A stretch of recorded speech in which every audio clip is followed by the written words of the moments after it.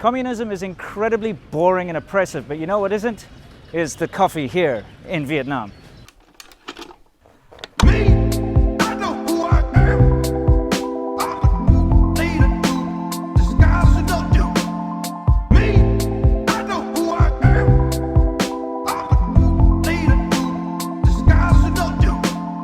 Now, before we talk about coffee, you may be wondering what I'm doing holding basically a baguette in my hand.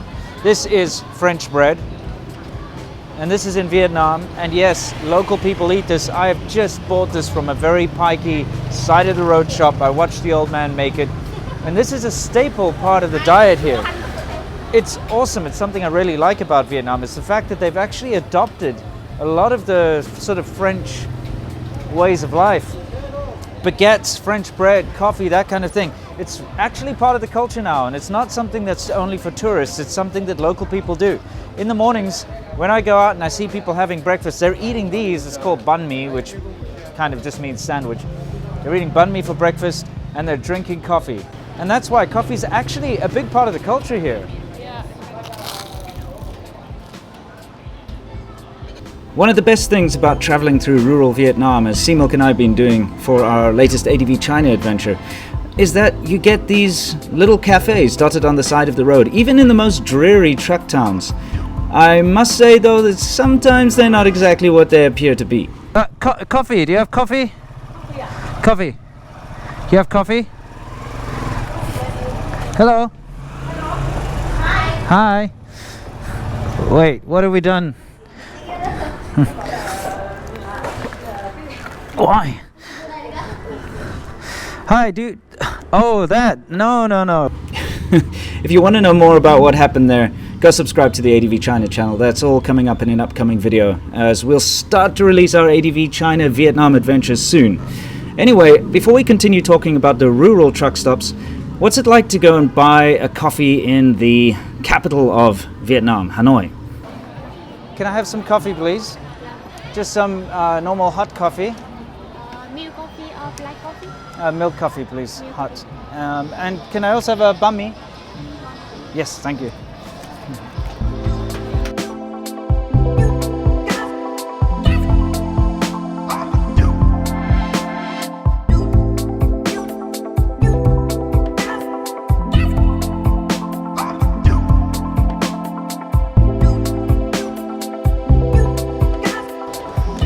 You know, in China, for instance, you will be able to get a bag of beans in a Starbucks or something, and if there's a specialty shop, for sure, but not at a side of the road stall, you know, on the street.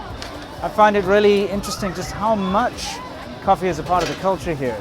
And, you know, being a big coffee addict myself, it's really a treat. You know, there's another thing that I'm looking at what's available on the menu up there. They've got cheese stick. You know, I've noticed there's a lot of cheese in the food here, and that's another thing that you don't find in China.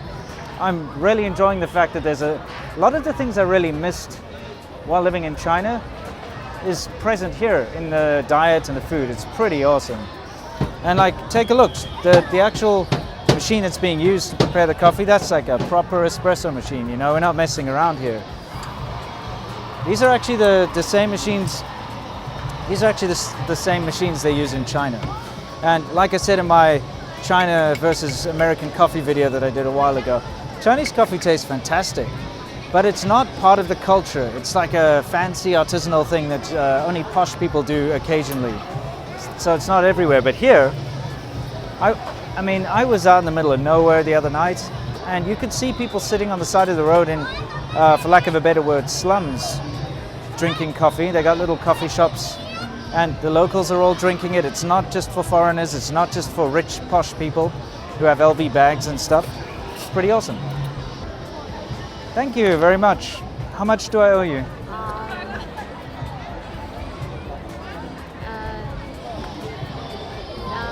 39,000.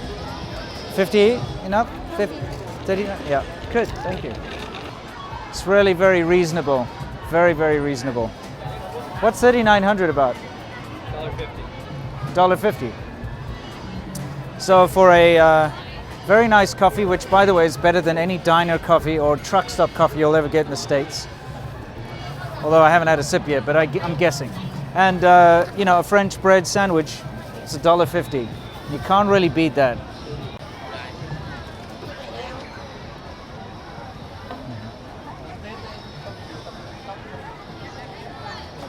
Thank you so much. Okay. Goodbye. Pleasure, absolute pleasure. You know, they say the proof is in the pudding and the proof is in the eating and the drinking, or what. I'm just talking nonsense. I'm going to try this coffee and I'll let you know. It's really, really, really nice. I mean, I really appreciate this coffee. It is, without a doubt, better than most coffee I've had in the States, and actually China too, to be fair. There is one thing I don't like about Vietnamese coffee though, and that is that they tend to put condensed milk in everything.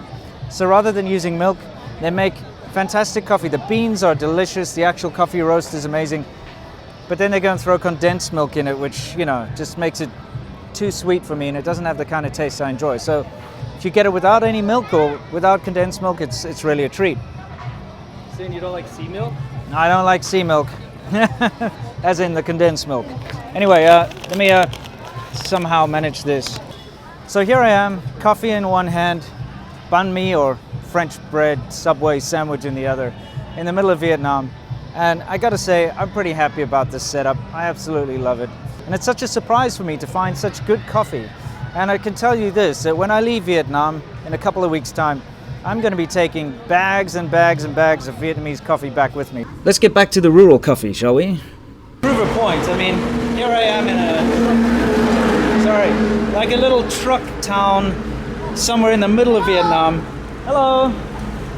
And Sea Milk and I are riding from town to town, and you know, you wouldn't expect it, but here we have a coffee shop right here. It's really cool.